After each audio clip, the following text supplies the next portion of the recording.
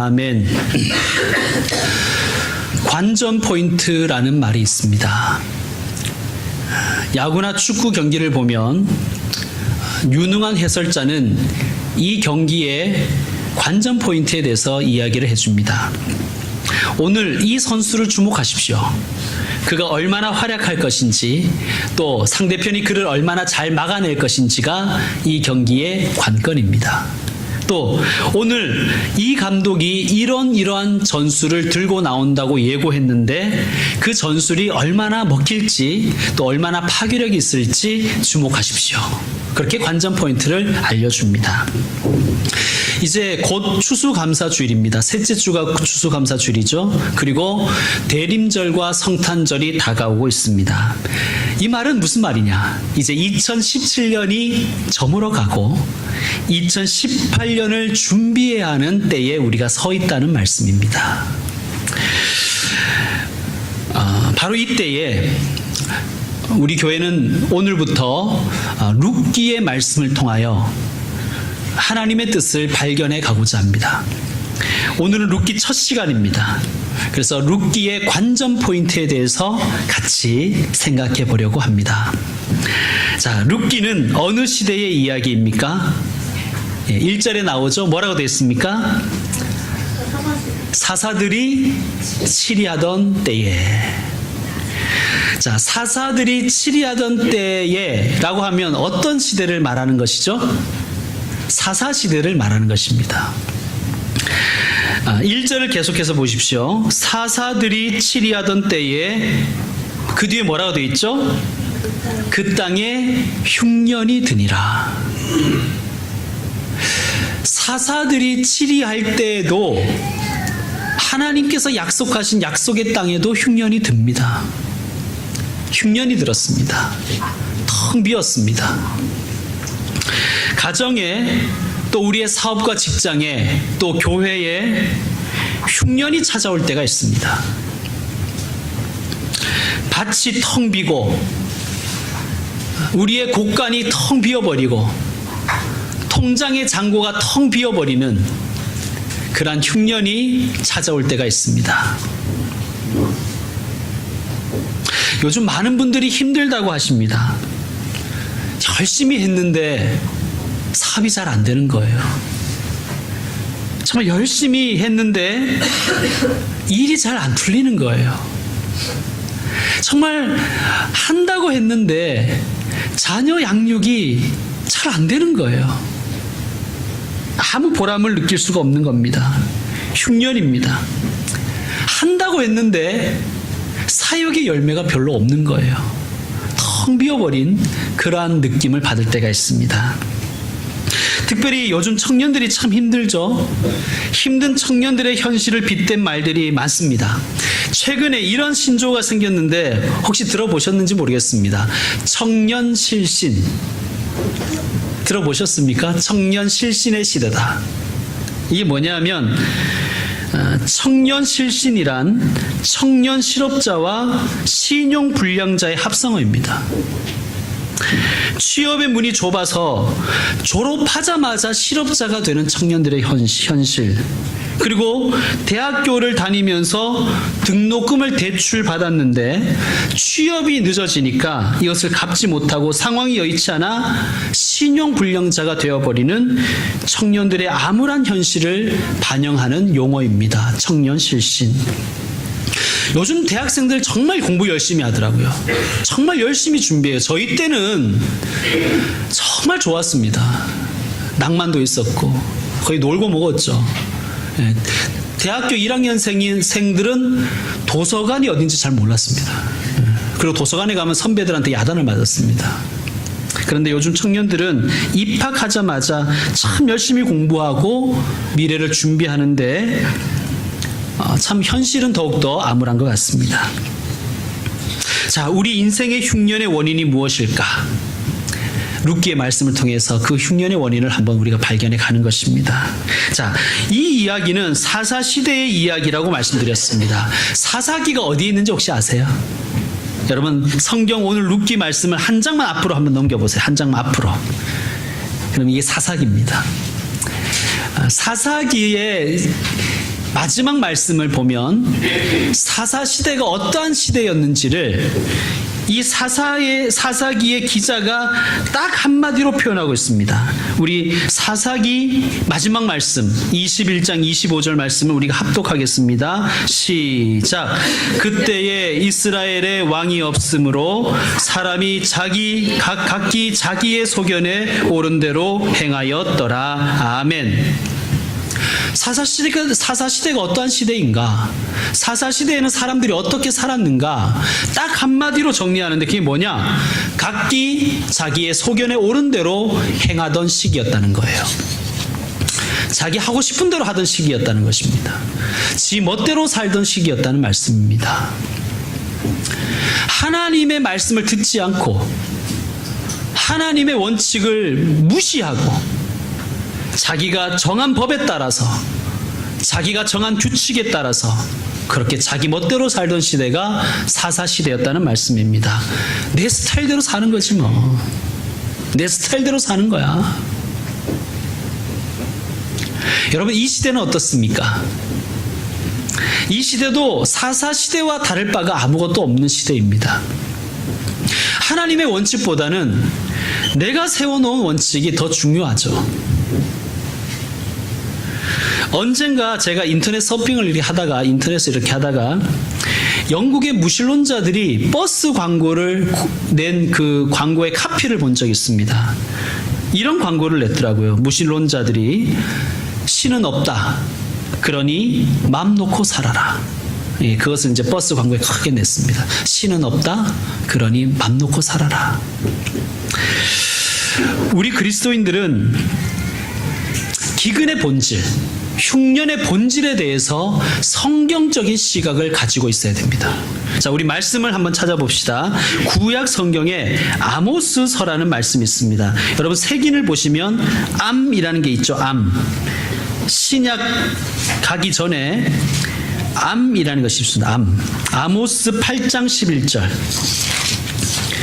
구약 성경 1283페이지쯤에 있습니다. 아모스 8장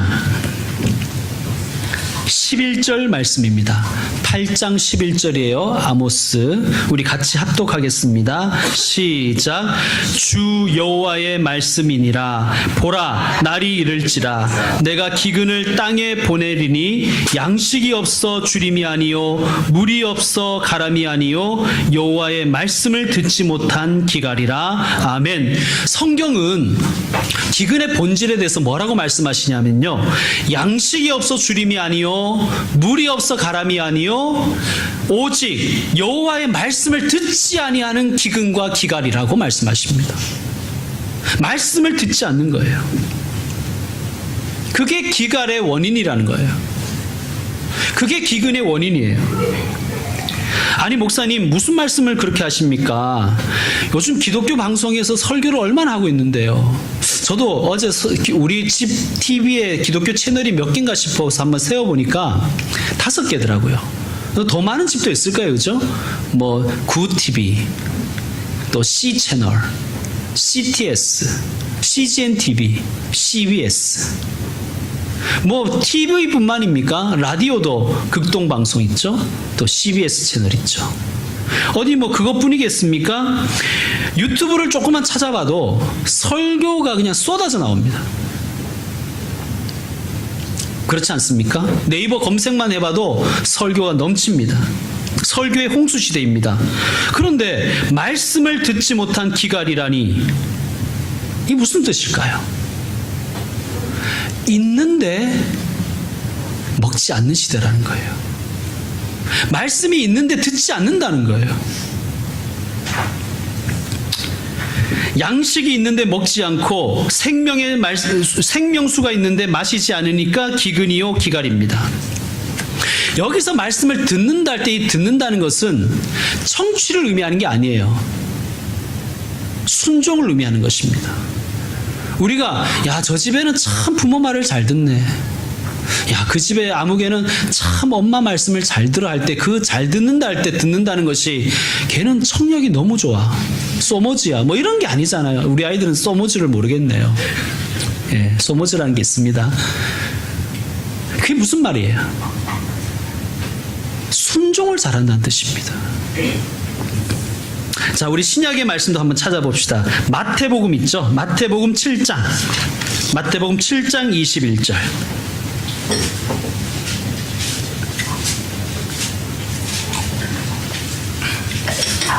마태복음 7장 21절. 자, 마태복음 7장 21절은 재수생 이하 우리 자녀들이 한번 읽어주겠습니다. 고3 이하를 하려고 그러다가 자, 우리 자녀들이 한번 읽어주세요. 마태복음 7장 21절 시작.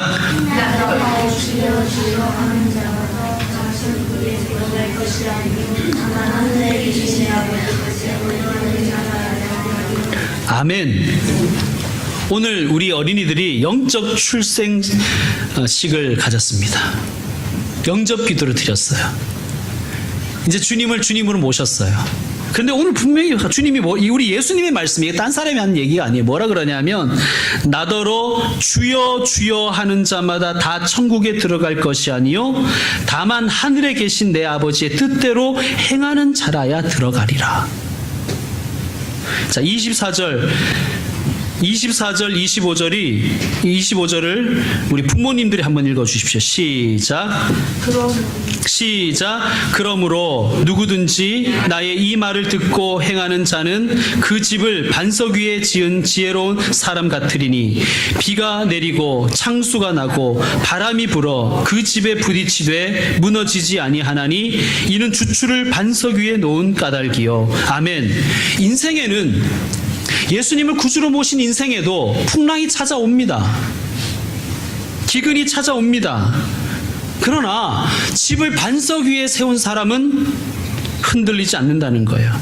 집을 반석 위에 짓는다는 것은 무슨 뜻이냐? 24절에 말씀하신 대로 나의 이 말을 듣고 행하는 자야. 그가 집을 반석 위에 세운 것이라는 거예요.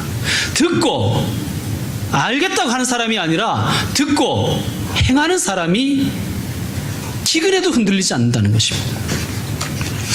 자, 26절 27절 같이 읽겠습니다. 시작. 나의 이 말을 듣고 행하지 아니하는 자는 그 집을 모래 위에 지은 어리석은 사람 같으리니 비가 내리고 창수가 나고 바람이 불어 그 집에 부딪힘에 무너져 그 무너짐이 심하니라. 아멘. 여러분 오늘 다 이렇게 예배에 나오셨습니다. 지금 설교를 듣고 있어요. 그래도 기근일 수 있다는 거예요. 이 상태 자체가 기근일 수 있다는 거예요. 왜요? 안 들으면 그렇다는 거예요. 아무리 들어도 아멘이 안 되는 거예요. 저는 아멘을 강요하는 건 아닙니다. 저는 아멘을 강요하지 않아요. 아멘은 마음 깊이 마음으로 하는 거예요. 내가 듣는데도 불구하고 목사님을 통해서 주시는 하나님의 말씀이 아멘이 되지 않는 거예요. 아니면 더 근본적으로 저거야 목사님 말이지 그냥 그렇게 생각할 수도 있다는 것입니다. 자, 왜 말씀의 기근입니까? 말씀을 듣고 그 말씀에 굴복하지 않는다는 거예요.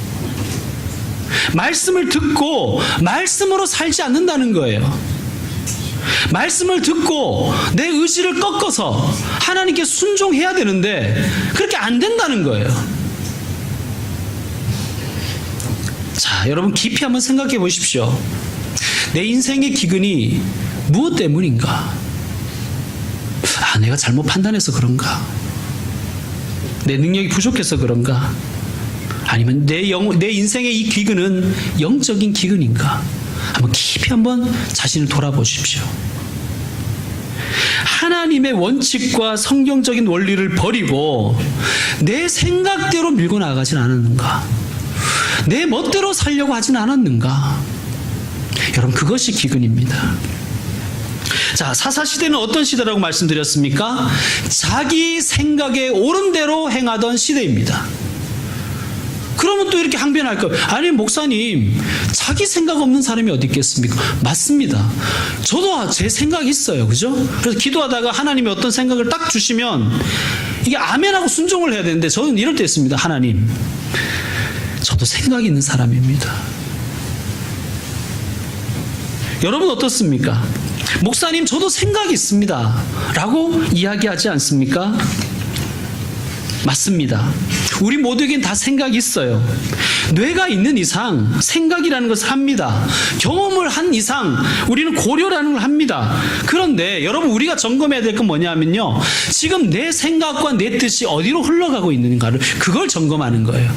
여러분, 새벽 기도회에 나오시거나 다니엘 기도회를 나오시거나 예배 전에 오셔서 기도하시거나 평소에 기도하실 때 뭘 점검해 봐야 되냐면, 내 생각이 지금 어디로 흘러가고 있느냐, 내 생각의 타깃이 무엇이고, 내 생각의 고울이 무엇이고, 내 생각의 지금 흐름이 무엇인가를 점검해야 되는 거예요. 내가 어떤 결정을 했다면 내가 이 결정을 왜 했을까? 어떤 계기로 이 결정을 했을까? 그리고 이 결정을 통해서 얻는 것은 무엇이고 잃는 것은 무엇이며, 이 결정의 목적은 무엇이고 이 결정의 목표는 무엇인지를 생각하는 것이 기도입니다. 말씀을 들으면 그걸 생각해야 되는 거예요. 설교를 들으면서 혹은 큐티를 하면서 기도를 하면서 그 하나님의 말씀에 나의 뜻을 비추어서 내 생각이 어디로 흘러갈 것인가를 점검해 봐야 됩니다. 그렇게 여러분이 집중하시면요, 내 결정이 옳은지 그른지를 알게 됩니다. 자, 내 결정이 옳다고 느껴지면 확신이 드는 거죠. 그죠? 힘있게 밀고 나갈 수가 있는 거예요. 그런데 말씀에 내 생각을 비추어 보니까 맞지 않는 거예요. 그럼 어떻게 합니까? 고칠 수가 있는 거죠. 그게 말씀의 능력이고 힘인 거예요. 살다 보니까 어떻게 되는 게 아니라, 그렇게 되면 우리는 그냥 사는 대로 그냥 생각하게 됩니다. 생각대로 사는 것이 아니라. 자, 그런데 문제는 이 과정을 거치지 않는 사람들이 너무 많다는 거예요. 그리스도인이라고 이름은 있으면서도 그냥 자신의 삶과 자신의 이 생각을 말씀에서 비춰보지 않고 그냥 그렇게 사는 사람들이 너무나 많다는 것입니다. 왜 그럴까요? 우리는 하나님의 뜻을 이렇게 어렴풋이 짐작해요. 어렴풋이. 하나님이야 그렇게 좋게 말씀하시겠지 뭐. 하나님이야 이렇게 말씀하겠지. 말씀을 안 읽어보고 말씀에 집중 안 하고 하나님은 어련히 그렇게 말씀하시지 않겠어? 하나님이 뭐 인생을 알겠어? 하나님이 콩나물 값이 얼마인지 뭐 알겠어? 우리는 그렇게 생각하고 내 현실과 하나님은 전혀 동떨어져 있다고 생각하고 말씀이 내 인생을 비춰보지 않는 거예요. 그리고 또 하나는 우리는 알고 직감적으로 알 수 있어요. 하나님께 기도하면 하나님은 십자가 지라고 하실 거야. 우린 직감적으로 알잖아요. 하나님 이걸 할까요 말까요 하면 하나님 그렇게 어떻게 얘기하시냐면, 보통 대부분의 기도를 그렇게 드리면 어떻게 하냐면요, 네가 십자가 지는 방향으로 해라. 사실 우리는 십자가 지기 싫어서 그 기도를 드리는데, 기도하다 보면 늘 드는 생각이 네가 져라.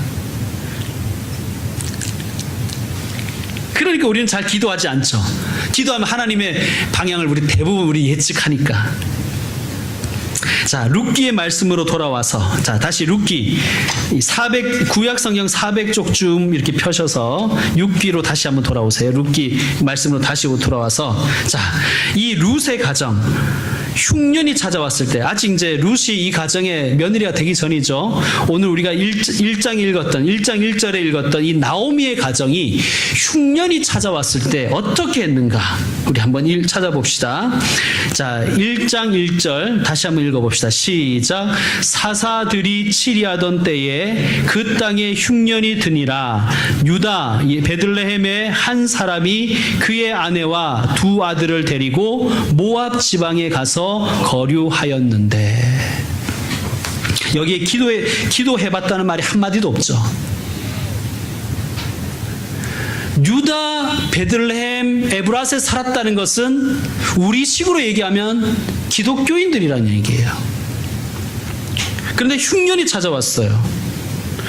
흉년이 찾아오고 텅 비어버리니까 그들이 기도하러 갔다고 간 것이 아니라 어디로 갔다고요? 모압으로 간 거예요. 모압은 초원지대거든요. 그러니까 흉년이 찾아왔을 때 하나님을 찾은 것이 아니라 쌀 찾아 떠난 거예요, 그냥. 제가 이번에 다니엘 기도회를 이렇게 참여하면서 제게 회개가 나오고 제가 다시 기도한 제목이 있습니다. 여러분, 목회를 이렇게 하다 보면 뭐 여러분의 사업이나 직장도 마찬가지겠지만 이렇게 난관에 부딪히면 방법을 찾잖아요. 저도 그렇습니다. 물론 마찬가지입니다. 그런데 그러면서 제가 오늘 다니엘 기도에 기도 카드가 있어요. 거기 첫 번째로 적은 제목이 뭐냐면 2018년 목회 계획을 세우는데 능력을 주옵소서. 이게 제 제목이었어요. 방법을 찾은 거죠. 근데 회개가 되는 거예요. 방법을 찾지 말고 하나님을 찾으라 하라는 그 말씀에 제가 충격을 받았습니다. 아, 내가 하나님을 찾지 않고 방법을 찾고 있었구나. 마찬가지입니다. 이 가정이 지금 흉년이 찾아오니까 하나님을 찾은 것이 아니라 쌀 찾아간 거예요. 쌀 찾아. 흉년이라는 것이 이렇게 문제죠. 흉년이 들면요, 뿌릴 종자 자체도 부족해 버리죠. 아니, 먹고 죽을 것도 없는데 무슨 씨냐. 그래서 뿌리지 않습니다. 그래서 가을이 와도 추수할 것이 없어요. 그런데 흉년이 이 악순환이 계속해서 반복되는 것입니다. 자, 마찬가지, 우리 신앙생활도 마찬가지죠. 시험이 찾아오면 교회 가기가 싫어요. 예배 드리러 가기가 싫어요. 예배가 은혜가 되지 않는 거예요. 차라리 그냥 쉬는 게 낫지. 그리고 또 뭐 왠지 좀 안 나가면 좀 그런 것 같아서 억지로 나오니까 이건 아멘이 나오는 게 아니라 불만밖에 안 나오는 거예요. 뭐 건물도 마음에 안 들고 목사님 설교도 마음에 안 들고 음향도 짜증이 나고 옆에서 떠드는 사람도 짜증나고 좋은 것은 하나도 눈에 안 들어오고 다 짜증나는 것만 보이는 거예요. 괜히 왔다 내가. 집에서 잤어야 되는데. 여러분, 말씀이 들리겠습니까? 말씀이 들리지 않아요. 그러니까 신앙 자체에 회의감이 들어버리는 거예요. 그냥 하나님 안 계신 것 같아. 믿어봐야 뭐 소용이 있어? 시험에 들면요, 신앙의 흉년이 찾아오면 셀프로 상처를 받습니다. 누가 상처를 줘서가 아니라 셀프 상처받아요. 예를 들면 이거죠. 그러니까 이게 이제 저희 그 성경부하는 어떤 분이 나누어 주신 건데, 속회에 갔대요. 속회는 우리 장로교회식으로 말하면 구역 모임입니다. 구역 모임. 그 속회에 갔더니 그 속회장이 명품 가방을 자랑하더래요. 그게 너무 싫더랍니다. 잘났어 정말. 여러분, 원래 명품을 사는 이유는, 저는 뭐 잘 모르지만 명품을 사는 이유는 자랑하려고 사는 게 맞잖아요. 그죠? 자랑 안 할 거면 뭐하러 삽니까? 자랑하려고 사는 거 맞아요. 그냥 그러려니 해주면 돼요. 아, 샀으니까 자랑하는가 보구나. 아, 아무 문제 없네. 괜찮네. 이렇게 생각하면 되는데, 여러분, 우리가 자존감이 낮아지면요, 그게 다 걸리는 거예요. 그냥 그게 다 상처가 되는 거예요. 여러분, 남이 명품을 들든 뭡니까? 나이스를 들든 그게 뭔 상관이에요? 그죠? 그건 아무 상관 없어요, 나하고. 왜 그것 때문에 우리가 상처를 받고 시험에 듭니까? 제가 청년 사역할 때요, 어떤 청년과 상담을 한 적이 있습니다. 그 청년은 일종의 결벽증을 가지고 있었어요. 결벽증. 손을 끊임없이 씻어요. 손을 끊임없이 씻고, 교회 나오는 것 외에, 교회는 잘 나오는데 교회 나오는 것 외에는 사회생활을 하지 않습니다. 제가 물었어요. 얘야, 왜 그러니? 그랬더니 이 청년이 말하는 게 뭐냐면, 사람들이 다 자기만 쳐다본다는 거예요. 엄청난 착각이죠. 그죠? 다 자기만 쳐다보는 거예요. 그래서 내가 물었어요. 왜 그렇게 생각하냐? 이렇게 물으니까 그 청년이 뭐라 그러냐면, 내 몸에 냄새가 난다는 거예요. 그래서 내가 그랬죠. 내가 좀 맡아봐도 되겠니? 그래서 제가 다 맡아봤습니다. 그러니까 냄새가 났을까요? 안 났을까요? 물론 났죠. 인간이니까 뭐 약간의 머리 냄새, 뭐 땀 냄새, 입 냄새 좀 났었습니다. 그러니까 이건 누구나 다 날 수 있는 정도의 냄새였어요. 제가 그래서 말했어요. 내가 직접 맡아보니까, 나 굉장히 솔직한 사람이잖아. 이 정도의 냄새 가지고 사람들이 다 너를 쳐다보진 않아. 그런데 그걸 안 믿는 거예요. 목사님이 나 설득하려고 저런다. 이런 거예요. 그러면서 뭐라고 얘기하냐면 사람들이 다 자기를 쳐다보는 것은 자기에게 이상한 냄새가 나기 때문이고 나에게서 나는 이 이상한 냄새 때문에 다 사람들이 나를 무시하고 속으로 나를 욕한다고 그렇게 생각하는 거예요. 이게 계속 악순환인 거예요. 악순환. 누가 쳐다볼 수도 있는 거잖아요. 막말로 눈이 달렸는데 볼 수도 있는 거지. 그럼 냄새 좀 날 수도 있는 것 아닙니까? 괜찮습니다, 여러분. 근데 우리 문제는 뭐냐면 나한테 악한 냄새가 난다, 나쁜 냄새가 난다라고 혼자 생각하고 누군가가 나를 쳐다보는 것은 나를 무시하는 눈빛이다. 결론 내고 그게 계속 반복되는 거예요. 물론 그 청년은 나중에 좀 많이 좋아져서 이제 결혼도 하고 그랬습니다. 제가 기도해주고 이렇게 말했어요. 병원 가봐라.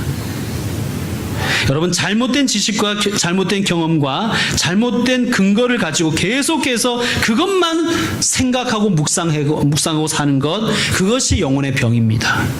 말씀이 들리지 않는 거예요. 누군가의 충고도 들리지 않는 거예요. 자, 이 흉년 가운데 이 가정이 무엇을 택했습니까? 모압을 택하죠. 모압. 그래서 결과는 어떻게 됐을까요? 2절 말씀 한번 보시겠습니다. 2절과 3절 이어서 읽겠습니다. 시작. 그 사람의 이름은 엘리멜렉이요 그의 아내의 이름은 나오미요 그의 두 아들의 이름은 말론과 기럇이니 유다 베들레헴 에브라 사람들이더라. 그들이 모압 지방에 들어가서 거기 살더니 나오미의 남편 엘리멜렉이 죽고 나오미와 그의 두 아들이 남았으며. 자, 5절 같이 읽겠습니다. 시작. 말론과 기럇 두 사람이 다 죽고 그 여인은 두 아들과 남편의 뒤에 남았더라. 아멘. 살려고 갔는데 결과는 어때요? 다 죽었습니다. 망해버렸습니다. 요즘에는 여성들이 일할 때가 있어서 가정에 남자가 없어도 그게 큰 문제는 안 됩니다. 그러나 이 시대에는 남편과 아들이 없다는 것은 완전히 망했다는 뜻입니다. 자, 흉년이 찾아와서 쌀 찾아갔는데 완전히 망해버렸다는 거예요. 완전히 망했다는 것입니다. 살려고 갔는데 다 잃었습니다. 여러분, 우리가 이렇게 읽어서 알겠지만 이 한 가정이 2절 끝에 보면 모압 지방에 들어가서 거기 살더니 이후에 이 가정이 망하는 데까지 이야기가 딱 3절밖에 없어요. 3절, 4절, 5절. 그게 끝이에요. 아니, 한 가정의 가장과 한 가정의 아들 둘이 다 죽어나가는데, 그리고 이 가정이 완전히 망하는데 이 룻기 기자는 딱 3절로 그냥 요약해버려요. 남편 죽고 아들 둘 죽고 끝났다. 여러분, 이런 말이 있죠. LG가 금성이었던 시절, 혹시 아는지 모르겠습니다. 그때 이런 광고를 했습니다. 순간의 선택이 10년을 좌우합니다. 정말 이 가정이 10여 년이 되어서 10여 년 지나지 못해 다 망해버렸습니다. 아니, 한 가정이 망할 때까지 얼마나 많은 우여곡절이 있었겠습니까? 그죠? 얼마나 많은 사연이 있겠어요. 그런데 성경은 거기에 별로 관심이 없어요. 그냥 3절에 요약해서 끝이에요, 그냥. 자, 룻기가 말씀하고자 하는 말씀의 핵심은 이 가정이 어떻게 망했는지 그 구구절절한 사연이 아니에요. 룻기가 말하고, 히터 좀 꺼주세요. 더워서 자꾸 기침이 나는데 이거 좀 꺼주세요. 자, 룻기가 말하고 싶은 것은 뭐냐 하면, 역시 마지막 4장 22절에서 룻기의 마지막 말씀 봅시다. 룻기는 4장 22절이 끝이에요. 4장 22절. 자, 룻기 말씀.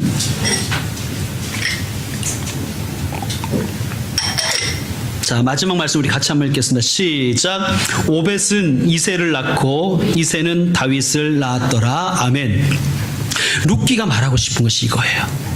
자, 흉년이 들어서 살려고 모압에 갔다가 완전히 망한 이 가정이 놀랍게도 이스라엘이 그토록 존경하고 사랑하는 성군 다윗을 낳은 가문이 되었다. 그 이야기를 하고 싶은 거예요. 이게 관전 포인트인 거예요.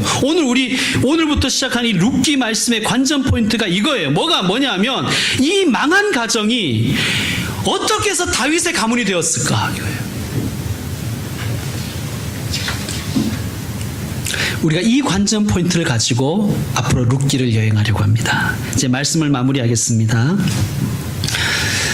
여직원을 한 명 뽑으려고 하는 회사에서 서류 심사를 통해서 최종으로 3명의 지원자를 남겼습니다. 그리고 이 3명의 지원자에게 면접을 봅니다. 면접 문제가 뭐냐 하면 이것이에요. 면접의 질문은 1 더하기 1이 무엇인가? 여기에 대해서 최대한 생각을 넓혀서 그 답을 요구했습니다. 그리고 그 근거를 제시해라 이렇게 되었습니다. 1 더하기 1이 무엇인가? 첫 번째 지원자는 1 더하기 1은 2라고 이야기합니다. 평범한 것이지만 평범한 것이 좋은 것입니다. 이런 설명을 붙였습니다. 두 번째 지원자는 뭐라고 그랬냐면 1 더하기 1은 1입니다. 이렇게 대답한 거예요. 물 한 방울과 물 한 방울을 합하면 한 방울이 되지 않습니까? 우리 회사가 힘을 합쳐서 하나가 되어야 됩니다. 이렇게 대답했어요. 세 번째 사람은 1 더하기 1은 왕이라고 얘기했습니다. 1 더하기 1을 써서 옆으로 딱 돌리면 한자로 왕자가 되잖아요. 그죠? 그래서 왕이라 그랬습니다. 자, 이 셋 중에 누가 뽑혔겠습니까? 여러분이 누구를 뽑으실 것 같아요? 1 더하기 1을 옆으로 돌리면 그렇게 설명을 했어요. 참 자기는 이제 유머와 재치가 있다 이거죠. 이제 1 더하기 1 이래서 옆으로 돌린다. 이렇게 대답을 했어요. 자, 누구를 뽑을까요? 여러분이 누구를 뽑으시겠습니까? 누가 뽑혔냐 하면 예쁜 여자가 뽑혔어요. 여러분, 세상에는 좀처럼 반전이 일어나지 않아요. 세상에는 역전이 잘 일어나지 않습니다. 그런데 여러분, 하나님이 개입하시면요, 반전이 일어나고 역전이 일어나요. 이 가정 망한 가정이에요. 이 나오미의 가정, 이 룻의 가정 망한 가정이에요. 개천이에요. 근데 이 가정이 역전의 주인공이 됐고 반전의 주인공이 될 수 있었던 이유가 뭐냐? 하나님이 개입하신 거예요. 하나님이 어떻게 개입하셨는가? 이제 그것을 우리가 알아가 보십시다. 여러분, 목사는요, 우리 성도들의 가정의 이야기를 들으면 때로 울기도 하고 때로 웃기도 합니다. 사업이 잘 안 된다고 하면 마음이 너무 아파요. 해줄 것이 없어서 더 아파요. 여러분, 그래서 제가 할 일은 기도로 돕는 거잖아요. 그러면서 제가 할 일이 뭐냐면 열심히 말씀을 준비해서 이 말씀을 듣고 성도의 가정이 반전이 일어나도록, 역전이 일어나도록 제가 마음으로 기도하고 준비를 합니다. 여러분, 이 2017년을 지나 보내고 2018년을 맞이하는 이때에 우리가 룻기의 말씀을 함께 읽으면서 함께 여행하면서 기도하십시다. 하나님, 저에게도 제 가정에도 반전이 일어나게 해주십시오. 완전히 망한 나오미의 가정에 역전이 일어난 것처럼 저도 역전의 주인공이 되고 반전의 주인공이 되게 해주십시오. 여러분, 함께 기도하면서 우리가 함께 이 룻기를 여행해 보십시다. 그리고 진심으로 바라는 것은 저와 여러분의 가정에 역전의 이야기와 반전의 이야기가, 그 간증이 넘치시기를 주의 이름으로 축원합니다. 기도하겠습니다. 하나님 아버지, 하나님께서 개입하시면 우리 가정에 반전이 일어나고 우리 교회에 역전이 일어날 줄로 믿습니다. 다 망한 가정이고 앞으로 희망도 없어버릴 보이는 이 가정에 하나님께서 역전의 은혜를 베푸셨습니다. 우리 가정도, 우리 자녀도, 우리 교회도 이렇게 되기를 원합니다. 하나님 도와주십시오. 하나님, 그리고 하나님의 뜻을, 하나님의 개입하심을 우리가 목도하고 찬양하고 경험하게 하여 주시옵소서. 예수님의 이름으로 기도드립니다. 아멘. 여러분, 말씀